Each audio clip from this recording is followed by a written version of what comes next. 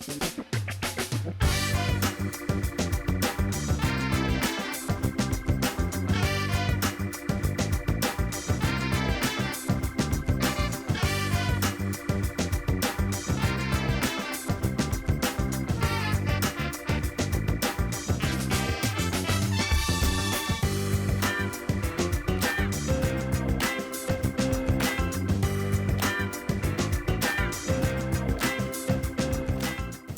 day, I'm Karen Wilson and this is Table Talk. My guest today is Mr. Bill Rogers Ben Newman from Caney Fork Electric, and we're going to discuss everything from the history of Caney Fork to the weather-induced outages. Welcome to the show, gentlemen. Thank you for having us. Yeah. Thank you. I was saying as we speak, there's snow on the ground, so it's a busy time of the year for you all. I would say winter is a challenge for Caney Fork. It can be, no doubt about that. Yeah, we've had a little bit more snow than what we've had in quite some time, so you guys, I'm sure, have been really busy.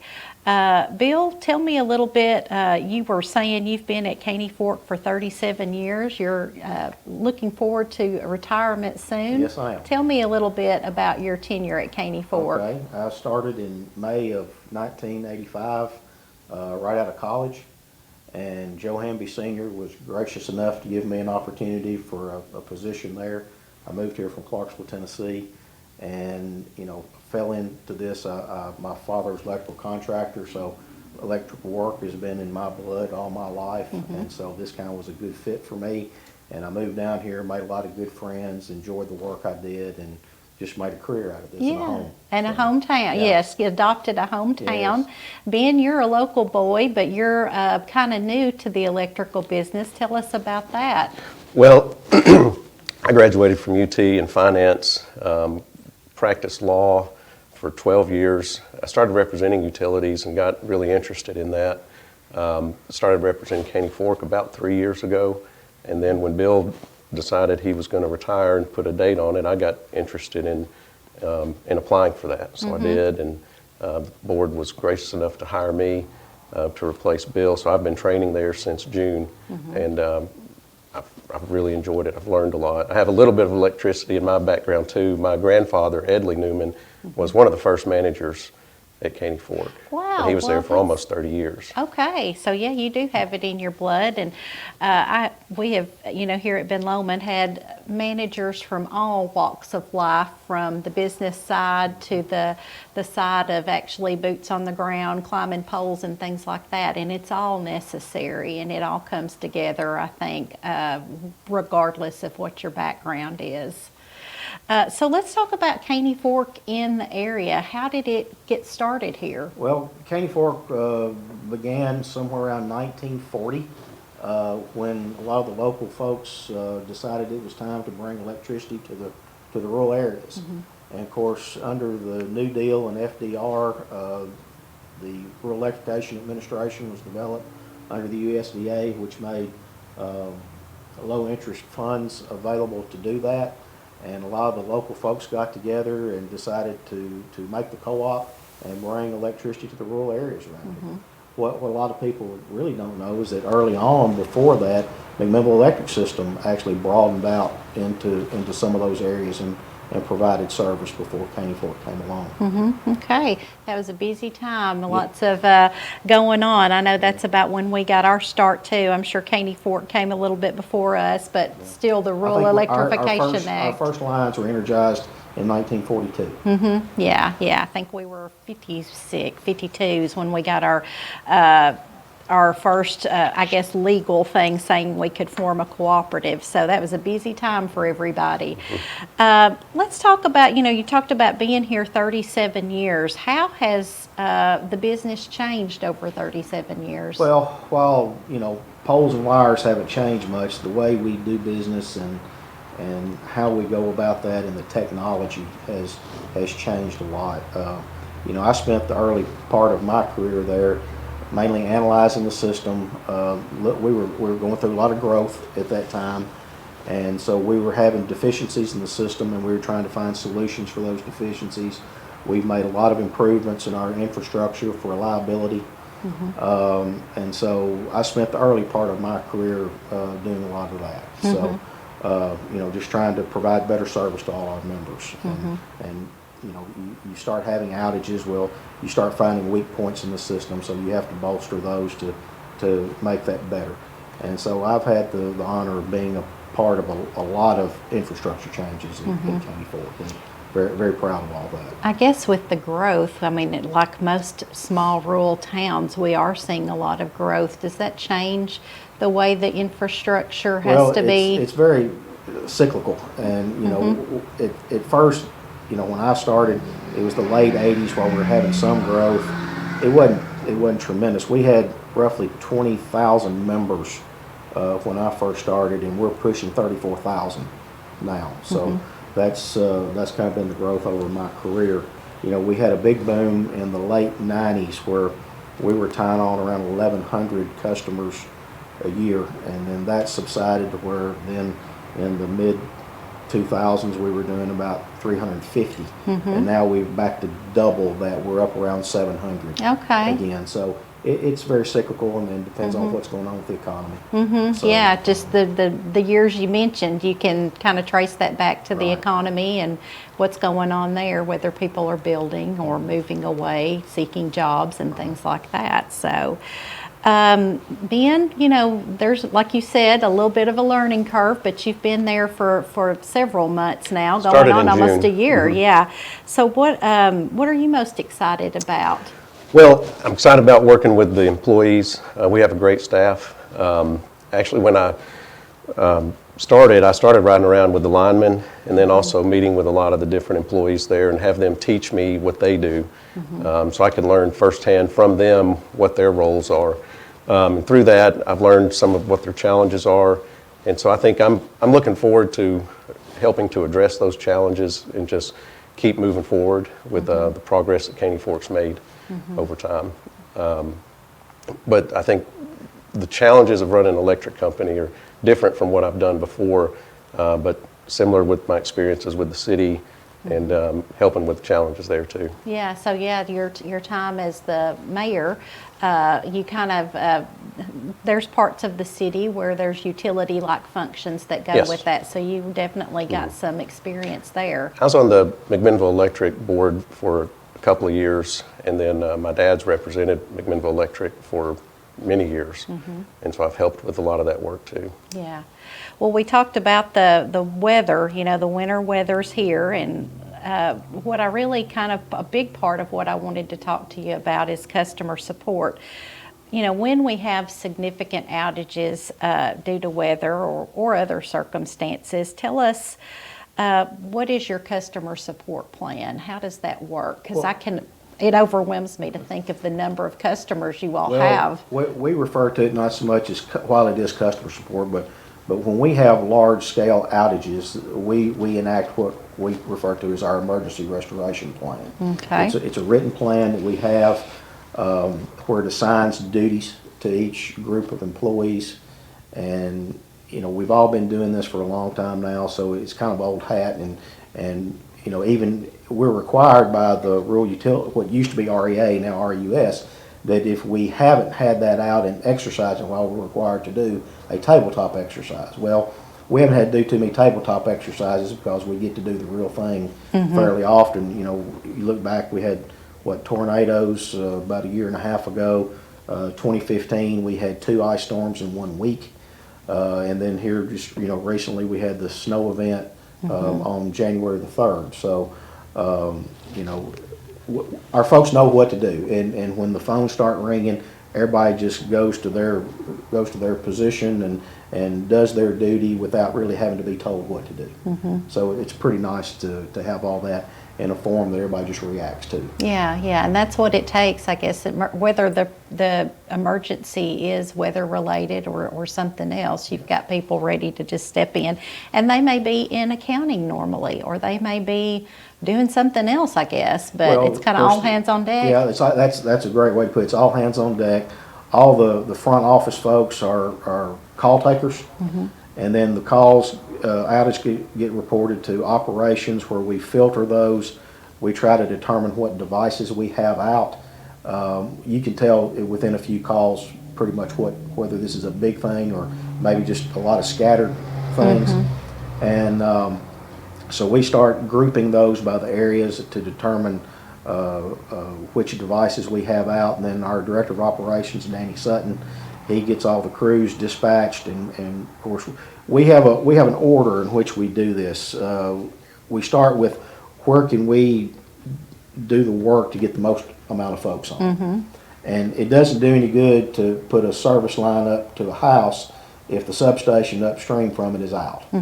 So we start at the substation and work our way out the feeder lines, and we get the feeder lines on, then we get the tap lines on, and then for those unfortunate individuals that maybe it's isolated their home, they're usually the last ones to come on. Yeah, like you said, unfortunately, we do live in rural America. Sometimes you're the last house on the line, and that's how it goes. You get as many people, as you said, back up and going, and as quickly as possible. So, you walked us through. I think my next question was about the first 24 hours of an outage. How do you maintain that, though? Say it's really big. I know with some of the ice storms that you mentioned, sometimes things last several days. Is it the same plan day after day? Well, yes. I mean, we try to put as much effort into the event as we can on the front end. I'll never forget the ice storm of '98, which hit right before Christmas. And we spent the first stint of about 36 hours out there working and trying to get people on, and it falling down right behind us. And I said after the fact that we might have been better off just to go home and go to bed and let everything fall down, and then we go pick it back up. But I know that would have been a PR nightmare for us. Yeah, true. But after that first wave of effort, then people can't go continuously without rest, and of course safety is a big thing for us too. We want our men to be safe out there. You've got to have rest. You've got to have nutrition. You've got to have all the things for the body to work. And so after the first wave, then we try to use as much of the daylight hours as possible, because you're much more efficient in the daylight than you are the dark. And so we'll go on a schedule about 16 hours on, and then go get some rest and come back, start at daybreak, and work 16 hours from there as the event continues. The longest event that we've had in my tenure was the ice storm of '98 that hit right before Christmas, and we got our last members on top of Rocky River Mountain, where we had to rebuild a line totally, and we got those folks on New Year's Eve. So that's the worst one of my tenure. I remember that very well. We lived on a farm in Morrison then, and we were kind of one of the later ones to get it, but we just moved in with somebody in town for a few days. Yeah. So that's what you have to do during times like that.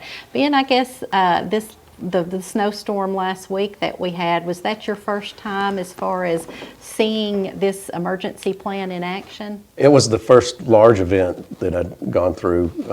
Actually, my very first day, January 21st, it was more of a rainstorm, and we had some outage, and I came in I think I stayed an extra 5 or 6 hours after work hours, and just helped really learn from that. But yeah, seeing that's really amazing. The employees, the staff really pull together and just work tirelessly to get that on. Did you have to take some phone calls from customers and get a feel for that end of it? Yeah, I took some, and then I returned some. One of the things that we do is once our linemen report back to us and say, hey, we've got this on, we have our staff call back out to some of those members and ask them, is your electricity restored? When did it come back on? And hearing their voice, just how grateful they are, and that they've been patient. Yes. Because it takes some patience to get through these things, and I say our members are very patient.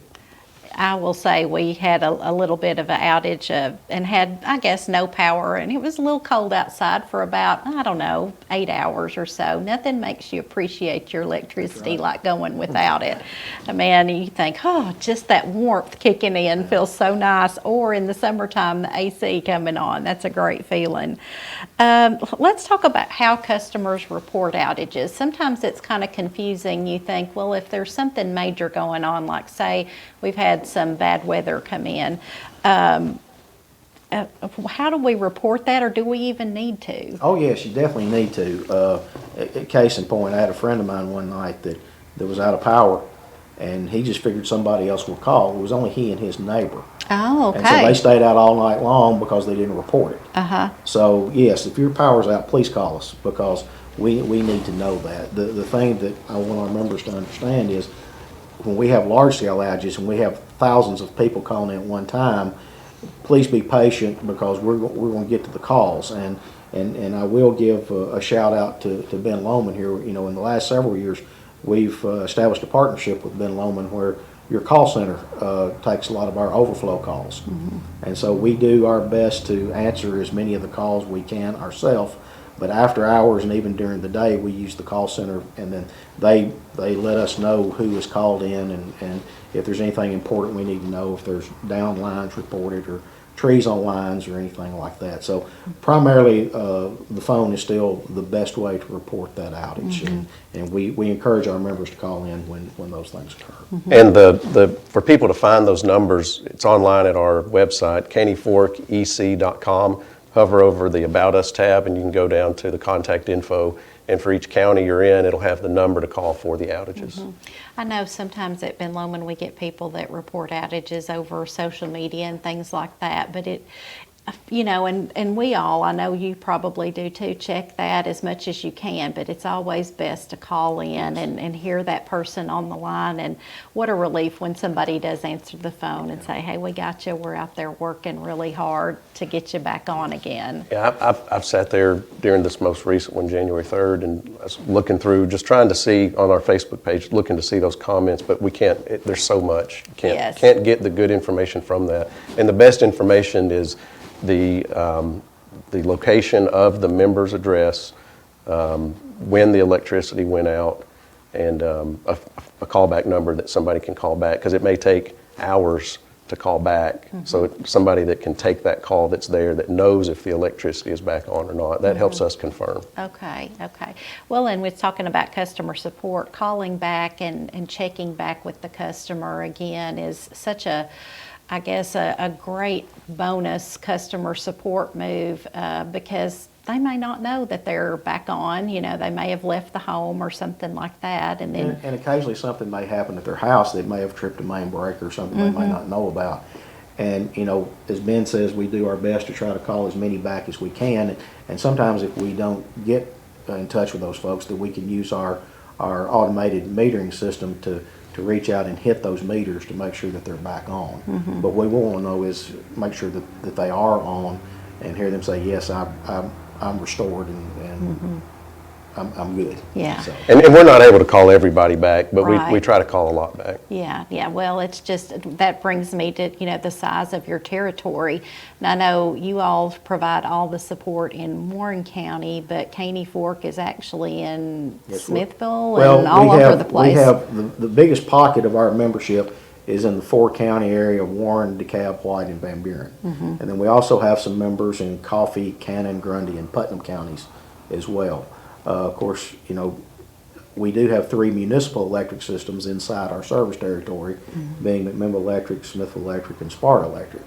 And so, you know, when things get tough for us, and that's something we haven't touched on yet, is mutual aid. Mm-hmm. And that's another thing that we have to assess in these large-scale outages is this too overwhelming for our own forces, and do we need to bring in outside help? Mm-hmm. And usually the folks at those 3 entities will not go anywhere else to help until they've checked with us to see if they can stay at home. That's great. And help. And mm-hmm. so, you know, big shout out to Rodney and Richie Knowles and Belva Bess. They're always good to help us when they've got their folks taken care of. Mm-hmm. Of course, they take care of their folks first, mm-hmm. as you would expect, but then they're always good to come to our aid when we need it. I was hoping that one day before I retired that we could return the favor and help them when we didn't have anything going. But so far, it doesn't look like that's going to happen. So yeah, a lot more tree limbs and forest and things like that yes. out in the county too that causes problems. In the city, they can kind of keep things trimmed up a little bit more. I kid Rodney that he can stand on the roof and see all his customers. That's a good point. Yeah, my heart's really gone out to those in Kentucky lately with all their. I'm sure it's just been devastating to try to rebuild that area there. But I know our Caney Fork and Ben Lomond and people like that, when you can, you go help in other areas like that as well. Because we want the favor returned to us, so if we had a catastrophe like that. During your tenure, have you figured out a way to combat the squirrel problem or anything? Well- 37 years, what? Well, squirrel guards are the best way, but, we've had everything from squirrels to snakes to raccoons to anything imaginable that can get up Possums, in the whole- We lost a $500,000 power transformer in Smithville one time over a snake. Wow. Yeah. So yeah, you never know what's out there kind of wreaking havoc That's on right. on things apart, and you can't foresee those things. Finally, let's give credit to some of the employees, or all of them, at Caney Fork who are out in the inclement weather. Ben, what's your impression, Ben, of the employees there? Well, a lot of times when we have outages, it's either in the early morning hours or the late night hours, and people are coming in, they're leaving their family at home to come in. It's our outside linemen, it's our inside employees that are all leaving their families to come in and help restore power for people at home. And it's impressed upon me the importance of having good, dedicated employees, and we really do have that. These guys are out working in conditions that are very dangerous. It's windy, rainy, dark, cold, icy sometimes, and they're giving of themselves to do that, and we really appreciate it. I know I do. The first time I worked an outage, I really just couldn't believe how dedicated our employees are. And then also how good to work with the public they are. And then the public in return is good to work with us, people being understanding of how long it can take to get it on. And I think a lot of people realize how hard our people work. I think so too. I do hear a lot of comments on, or see a lot of comments on social media about giving kudos to the people that are out trying to get service restored in Caney Fork and McMinnville Electric and throughout our service territory. There's a lot of people, like you said, leaving their families, going out into the cold, and to help the rest of us who are back home. So, well, thank you both so much. It's been very informative. You guys do a fantastic job of keeping our service on and going, and we appreciate all the employees at Caney Fork that are out working to keep that going. All right, well, thank you for having us today. Yeah. Great job, everybody at Caney Fork. We'll give kudos to all the employees. And thank you to our viewers for watching us again this week. We hope you have a safe, healthy, and happy week, and we invite you to come again for more Table Talk.